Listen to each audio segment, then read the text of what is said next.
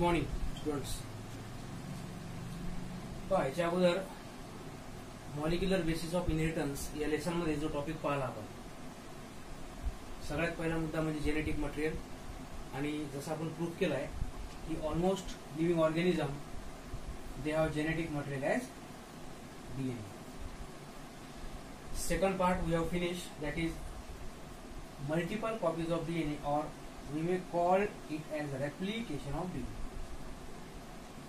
आता जो third point तुम्हाला स्टार्ट करायचा आहे मॉलिक्युलर बेसिसवरचा, याच्यावर हमखास 3 ते 4 क्वेश्चन राहतात. मग ते नीट एक्झाम असो, सीईटी एक्झाम असो, का आपली रेग्युलर स्टेट बोर्डची एक्झाम असो. Every living organism from lower micro organism up to the higher, they have a very IMP process which is called as protein synthesis.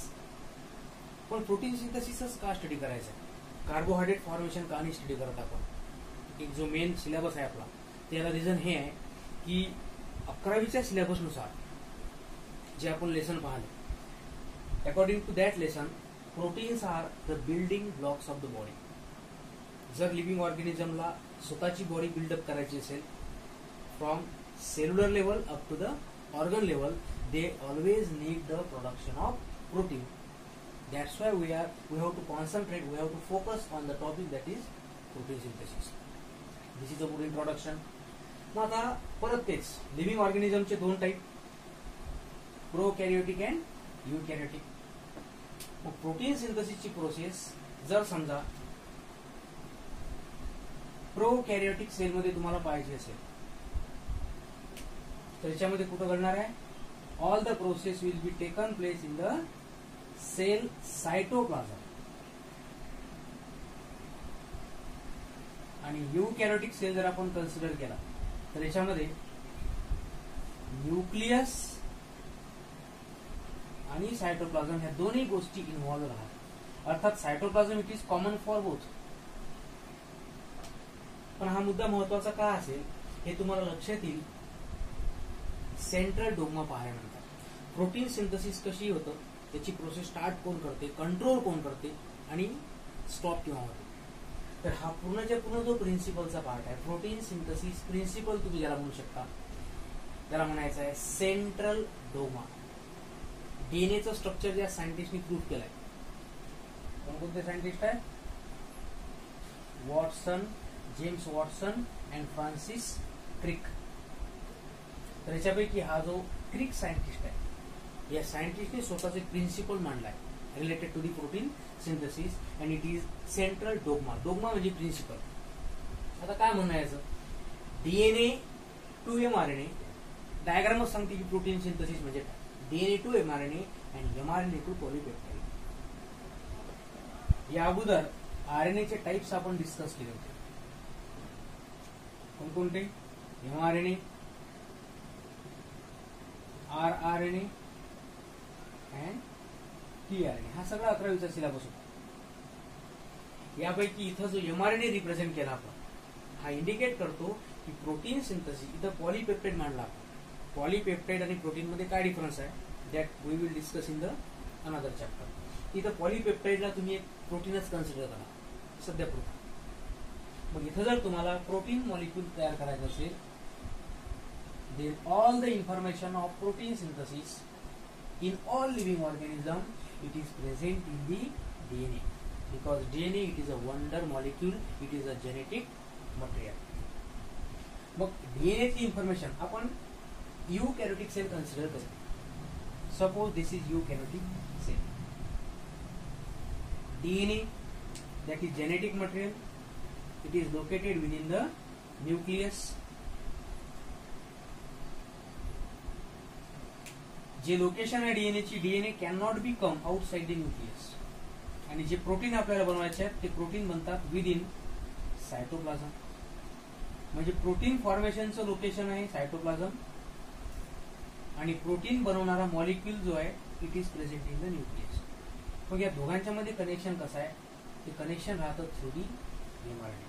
म्हणजे कोणता प्रोटीन बनवायचा आहे, किती प्रोटीन बनवायचे आहेत, त्याचं कॉन्सन्ट्रेशन काय असलं पाहिजे, त्यात अमिनो ऍसिड्स कोणते असले पाहिजे, it is all decided by the DNA and then DNA from the mRNA. हा एक स्वतःचा मेसेज तयार करतो. जेणेकरून सायटोप्लाझम मध्ये प्रोटीन बनले पाहिजे. So the process in which DNA makes message in the form of mRNA, messenger RNA, it is called as transcription. आणि ही प्रोसेस यूकॅरियोटिक सेल मध्ये कुठे घडणार? Within the nucleus. Second part आहे ट्रान्सलेशन. डीएनए मध्ये काय आहे? तर it is made up of nucleotides. कालच डिस्कस केला आपण. DNA is made up of nucleotides. आपण त्या न्यूक्लियोटाइडला नाव देऊ डीऑक्सीरायबो न्यूक्लियोटाइड. ही झाली इन्फॉर्मेशन ऑफ डीएनए. जेव्हा त्याच्यापासून एमआरएनए तयार होईल, एमआरएनए मध्ये काय प्रेझेंट राहील? न्यूक्लियोटाइड्स. फक्त डिफरन्स हा राहील. Nucleotide of DNA are called as deoxyribo nucleotide आणि आरएनए मध्ये जर प्रेझेंट असतील तर they are called as ribo nucleotides. Ribo nucleotide. म्हणजे मला हे सांगायचं आहे की डीएनए टू एमआरएनए लँग्वेज जवळपास सारखीच आहे in the form of nucleotides. आपल्याला बनवायचं आहे प्रोटीन. प्रोटीन मध्ये अमिनो ऍसिड्स राहतात, आरएनए मध्ये न्यूक्लियोटाइड. म्हणजे दोघांची लँग्वेज काय? इट इज डिफरंट फॉर्म येतात. म्हणून वर्ड वापरायचा आहे translation. Information of mRNA it is translated. म्हणजेच एमआरएनए पासून काय बनला? प्रोटीन किंवा पॉलीपेप्टाइड. तर हे जे पूर्ण प्रिन्सिपल आहे DNA to mRNA, mRNA to protein, it is considered as our central dogma. हा ज्याला कळला त्याला प्रोटीन सिंथसिसचा पूर्ण महत्वाचा कन्सेप्ट समजला. आता इथं एमआरएनएच का यूज करायचं? कारण एमआरएनए मध्ये राहते message for the particular protein. हा झाला तुमचा इंट्रोडक्टरी पार्ट. त्याच्यानंतर आता इथं एक कॉमन यूकॅरियोटिक डीएनए आपण कन्सिडर करू. डीएनएचं स्ट्रक्चरच इंडिकेट करते. It have the two stand, double स्टँडेड स्ट्रक्चर. कॉइल आहे म्हणून त्याला आपण म्हणू helix. And single helix made up of two strand. One strand is oriented in the 5' to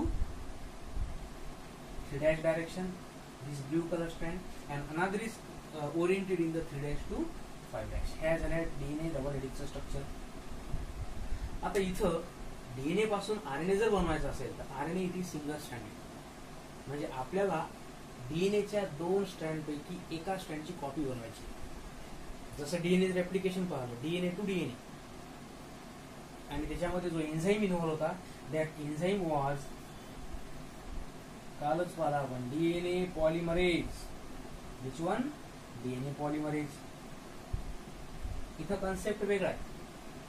आपल्याला डीएनए पासून डीएनए न बनवता काय बनवायचं आहे? एमआरएनए. डीएनए बनवायचा असेल तर डीएनए पॉलिमरेज. आरएनए बनवायचा असेल तर very simple, it is RNA polymerase. पण आरएनए बनून कसा राहिला? According to the DNA. म्हणून या एन्झाईमचं नाव आपण थोडंसं मॉडिफाय करू. The enzyme is DNA dependent RNA polymerase. आता पहा, out of this 2 DNA stand नवीन स्टँड जर बनवायचे असेल तर त्याची डायरेक्शन राहते 5' to 3' डायरेक्शन. हे लक्षात ठेवायचं. Newly form strand it is always arrange in the 5' to 3'. आणि फॉर्म करण्याचं काम कोण करते? कोणता एन्झाईम? पॉलिमरेज. आता इथे ज्या 2 स्टँड आहेत याच्यापैकी जी स्ट्रँड 3' to 5' डायरेक्शन अरेंज झालेली असेल, 3 to 5, या स्ट्रँडला तुम्हाला म्हणायचं आहे टेम्पलेट स्ट्रँड. जसं ऍप्लिकेशन मध्ये पाहिलं आपण, ज्या स्ट्रँडला कॉपी केलं जाईल त्याला टेम्पलेट म्हणायचं. So similar to that mRNA formation ज्या डीएनए स्ट्रँडवर घडेल त्याला म्हणायचं आहे कोणती स्ट्रँड? टेम्पलेट. आणि त्याचं ओरिएंटेशन काय राहील? 3' to 5'. आणि जी अपोजिट स्ट्रँड आहे जी 5' to 3' डायरेक्शन असेल याला नाव द्यायचं तुम्हाला सेन्स स्ट्रँड किंवा कोडिंग स्ट्रँड. आणि टेम्पलेटला आपण नाव देऊ अँटी सेन्स स्ट्रँड. हा मुद्दा सगळ्यात महत्वाचा. ओके. आता प्रोसेस स्टार्ट झाली आपली ट्रान्सक्रिप्शनची. तर कन्सेप्ट काही हार्ड नाही आहे. डीएनए मॉलिक्यूल हा हेलिकल असेल, त्याला रेप्लिकेशनच्या सारखंच त्याला अगोदर अनवाइंड करायचं आहे. 2 डीएनएचे स्टँड सेपरेट होतील. सेपरेट झाल्यानंतर त्यातली जी टेम्पलेट स्ट्रँड आहे कोणती 3 to 5 या स्ट्रँडला कॉपी करायचं आहे. कॉपी करायचं आहे म्हणजे कोणता एन्झाईम काम करेल? पॉलिमरेज एन्झाईम काम करेल. आणि कॉपी नंतर जे स्ट्रँड बनेल आरएनएची, हा डबल स्टँडर्ड आहे. आपल्याला एकाच स्ट्रँडची कॉपी बनवायची आहे म्हणजे एकच स्ट्रँड तयार होईल. त्याला तुम्ही डायरेक्टली म्हणू शकता आरएनए. तो एमआरएनए कसा बनतो, प्रोटीन कसा बनेल, तो कन्सेप्ट समोरचा. तिथे आपण प्रोसेस स्टार्ट करू. आता या कम्प्लीट डीएनए मधून, as we know that DNA it is very long molecule up to 2.2 metres. DNA स्वतः डिसाइड करेल की प्रोटीनची रिक्वायरमेंट किती आहे. अ सेल और DNA itself decide the number of protein molecule which are to be formed. आता consider करा की या कम्प्लीट डीएनए पैकी हा एवढा जो सेगमेंट आहे, या सेगमेंटला आपण एक नाव देऊन टाकू ट्रान्सक्रिप्शनल युनिट. काही हार्ड नाही आहे. पूर्णच्या पूर्ण डीएनए कधी प्रोसेसिंग मध्ये इन्व्हॉल्व होत नाही, because it is a stable molecule. पूर्ण डीएनए जर अनवाइंड केला तर सेल पूर्णच्या पूर्ण डिस्ट्रॉय होईल. त्याला सेल डेथ म्हणतो आपण. Automatically cell undergo death. तसं नाही झालं पाहिजे म्हणून डीएनएतला एक पर्टिक्युलर सेगमेंट असेल. जेवढे प्रोटीन बनवायचे असतील तेवढाच डीएनएचा सेगमेंट काय करेल, it will enter in to the process of what protein synthesis. आता इथं जो सेगमेंट आपल्याला पाहायचा आहे, suppose this one from this point to this one, याला आपण कन्सिडर करू कोणता, ट्रान्सक्रिप्शनल युनिट. मग याच्यामध्ये काय काय, एक असा पॉइंट असेल जिथं प्रोसेस स्टार्ट होईल. प्रोसेस स्टार्ट झाली तर त्या पॉइंटला एक नाव द्यायचं तुम्हाला, दॅट इज प्रमोटर रिजन. इथं मी पी म्हणून लेबल केलाय. It is called as promoter region. मी तर लेबल करतो प्रमोटर. साहजिक आहे, जिथं एका पॉइंटला जर प्रोसेस स्टार्ट झाली, एक असा पॉइंट असेल जिथं ती प्रोसेस स्टॉप होईल. So the point of DNA where process of transcription stop किंवा टर्मिनेट होईल, त्याला नाव द्यायचं तुम्हाला टर्मिनेटर. हे झाले दोन महत्वाचे पॉइंट. आता प्रमोटरलाच प्रोसेस स्टार्ट का होते, जसं मी तुम्हाला सांगितलंय की फॉर्मेशन ऑफ आरएनए कोणता एन्झाईम कॅरी आउट करेल, डीएनए डिपेंडंट आरएनए पॉलिमरेज. मग याचा अर्थ असा आहे की डीएनए मधला असा पॉइंट जिथं आरएनए पॉलिमरेज मॉलिक्यूल बाइंड होईल. कारण ही एक केमिकल रिएक्शन आहे and chemical reaction should be speed up by using some type of enzyme. आणि इथं आरएनए पॉलिमरेज एन्झाईम आहे. ज्या पॉइंटला हा एन्झाईम बाइंड होईल त्याला तुम्हाला नाव द्यायचं आहे काय, प्रमोटर. इथं प्रोसेस स्टार्ट होईल. आता राहिलं या एन्झाईमचं वर्किंग. पॉलिमरेज एन्झाईम महत्वाचे फंक्शन परफॉर्म करतो. कोणकोणते?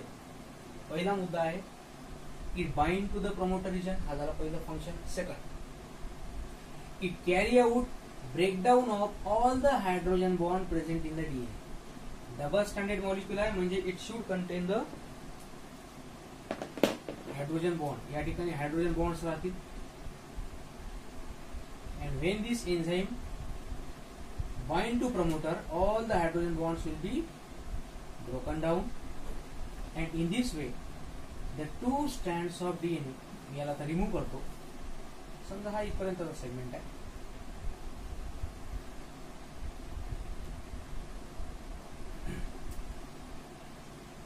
Two strands of DNA here are separated from each other.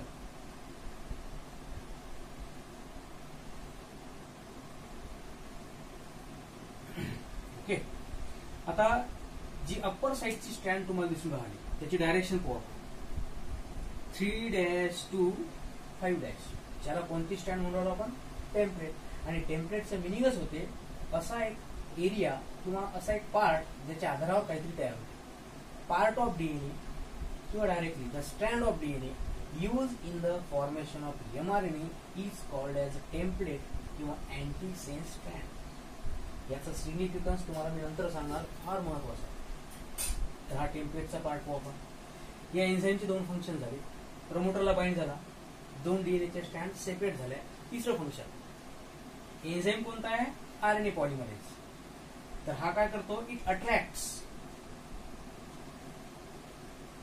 Ribo न्यूक्लिओटाइड्स.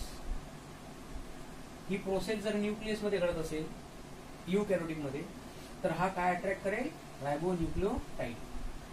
म्हणजे न्यूक्लिओटाइड जे कोणाला बनवतील, आरएनए मॉलिक्यूलला. अँड ऑल द न्यूक्लिओटाइड कसे अट्रॅक्ट केले जातील, according to the template strand. जर या ठिकाणी सायटोसिन नावाचा बेस असेल तर एन्झाईम इथं बाइंड झालाय, इथे एन्झाईम, तर हा लोअर साईडला म्हणजे या स्ट्रँडला कॉम्प्लिमेंटरी इथं ग्वानाइन बेस ऍड करेल. इथं ग्वानाइन असेल तर इथं cytosine. In this way complete DNA strand जी राहील ती कोणती, टेम्पलेट स्ट्रँड, याला कॉम्प्लिमेंटरी स्ट्रँड अशी बनवली जाईल. एक एक न्यूक्लिओटाइड अट्रॅक्ट केला जाईल आणि त्याला जॉईन करण्याचं काम सुद्धा कोणता एन्झाईम करेल, आरएनए पॉलिमरेज. प्रमोटरला बाइंड झाला, नवीन स्ट्रँड बनली म्हणजे हा जो एरिया आहे डीएनएचा, याला आपण एक नाव देऊ शकतो. It is called as a structural part किंवा स्ट्रक्चरल डीएनए. एकदा परत लक्ष द्या, कंप्लीट डीएनए पैकी असा सेगमेंट विच अंडरगो ट्रान्सक्रिप्शन, त्याला आपण म्हणून राहिलो ट्रान्सक्रिप्शन युनिट. याच्यामध्ये 3 कंपोनंट राहतील. पी युनिट, जिथं प्रोसेस स्टार्ट झाली, जिथं आरएनए बनला त्याला नाव द्यायचं स्ट्रक्चरल जीन. अप्पर साईडची स्ट्रँड टेम्पलेट, सगळं नवीन सिलेबस नुसार चालू आहे. लोअर साईडची स्ट्रँड त्याला कोडिंग म्हटलं मी, कोडिंग किंवा त्याला आपण म्हणतो सेन्स. या स्ट्रँडचा यूज करायचा नाहीये. 2 डीएनए स्ट्रँड पैकी एकाचीच कॉपी बनवायची आहे. So it is very simple that only 1 strand of DNA is getting copied. दुसऱ्या स्ट्रँडची गरज नाही आहे, म्हणून त्याला आपण कोडिंग किंवा सेन्स म्हणू. त्याचं वर्क इथं काहीच नसेल. नवीन आरएनए इथं बनला, ज्या एरियामध्ये बनवून राहिला त्याला स्ट्रक्चरल जीन नाव दिलं. स्ट्रक्चर बनवणारा पार्ट स्ट्रक्चरल जीन. आणि आता पहा, हा एन्झाईम प्रमोटरला बाइंड झाला, एक एक न्यूक्लिओटाइड अट्रॅक्ट झाला. Whenever this enzyme reaches to the terminator, suppose इथं टर्मिनेटर पॉइंट असेल here. So whenever enzyme reach to the terminator, काय करेल, हा एन्झाईम आणि हा नवीन बनलेला आरएनए, हे दोनही गोष्टी काय करतात, that will be falls off DNA molecule मधून हा आरएनए बाहेर निघून जातो अशा पद्धतीने. आणि हा एन्झाईम म्हणजे इथं प्रोसेस काय झाली, स्टॉप झाली. म्हणून त्या पॉइंटला आपण नाव देऊ टर्मिनेटर. म्हणून पेपरमध्ये विचारू शकता, which is the functional unit of transcription. जसा डीएनएचा फंक्शनल युनिट असेल तर it is called a gene, तसा डीएनएचा ट्रान्सक्रिप्शनल युनिट जर कोणता विचारला तर त्याला सांगायचं आहे promoter, structural gene and finally the terminator. In this way new RNA is produced. This is called as single stranded RNA. हा सध्या इमॅच्युअर्ड असेल, याला मॅच्युअर्ड कसं करायचं हा कन्सेप्ट नंतर. इमॅच्युअर्ड आहे, इट इज इनएक्टिव्ह, कोणत्याही प्रकारचं वर्किंग तो सध्या करू शकणार नाही. आता ह्या ज्या प्रोसेस आहेत प्रमोटर टू टर्मिनेटर, याला सायंटिफिक लँग्वेज मध्ये लिहिण्याकरता तुम्हाला स्टेप्स वापरायचे. जर 4 मार्क्ससाठी हा क्वेश्चन आला तर ट्रान्सक्रिप्शनचे इंट्रोडक्शन, त्याचं डायग्रामॅटिक रिप्रेझेंटेशन, ट्रान्सक्रिप्शन युनिट आणि शेवटचा मुद्दा तुम्हाला लिहायचा तो म्हणजे प्रोसेस ऑफ ट्रान्सक्रिप्शन. आणि जसं डिस्क्रिप्शन केलं तसंच आहे. पहिली प्रोसेस काय म्हणते, इट इज इनिशिएशन. इनिशिएशनचा अर्थ होतो starting of the process. Start कशी स्टार्ट होते, आरएनए पॉलिमरेज एन्झाइम आहे, it bind to the promoter region called as initiation. Elongation याचा अर्थ होतो formation of complementary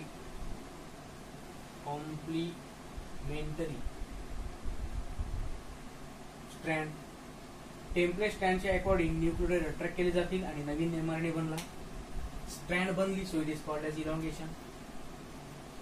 last step आहे टर्मिनेशन. एन्झाइम आहे, प्रमोटर पासून स्टार्ट केली आहे process, whenever it reaches to the terminator, process stop झाली. आरएनए आणि एन्झाइम डीएनए पासून रिलीज झाला असेल, याला म्हणायचं तुम्हाला termination. In this way DNA molecule और segment of DNA molecule undergo transcription to form a particular segment of the mRNA. जेवढी सेलची रिक्वायरमेंट असेल त्याच्यानुसारच mRNA मॉलिक्यूल तयार होईल. and this is about transcription process. आता याच्यामध्ये जे महत्वाचे क्वेश्चन्स आहेत जे तुम्हाला पेपरमध्ये विचारू शकतात ते कशा पद्धतीचे येऊ शकतात.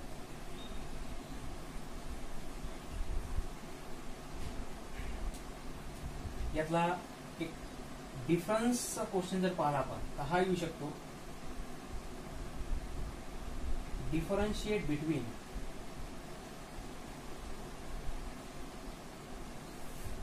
सेन्स स्ट्रँड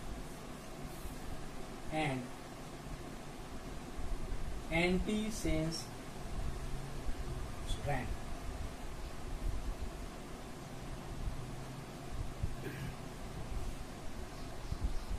सेकंड हा क्वेश्चन तुम्हाला 3 मार्क्सचा पण येऊ शकतो किंवा आपण त्याला 2 मार्क्सचा कन्सिडर करू. 4 पॉइंट्स लिहायचे. सेकंड, व्हॉट इज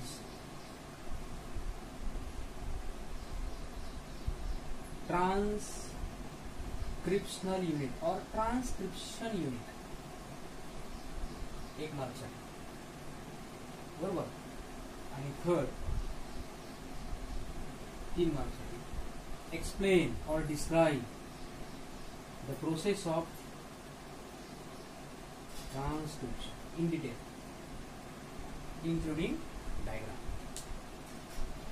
या टॉपिक संबंधित जे काही अडचणी किंवा तुम्हाला प्रॉब्लेम्स असतील तुम्ही यूट्यूबवर पाठवू शकता किंवा कमेंट करू शकता. ठीक आहे, थँक्यू.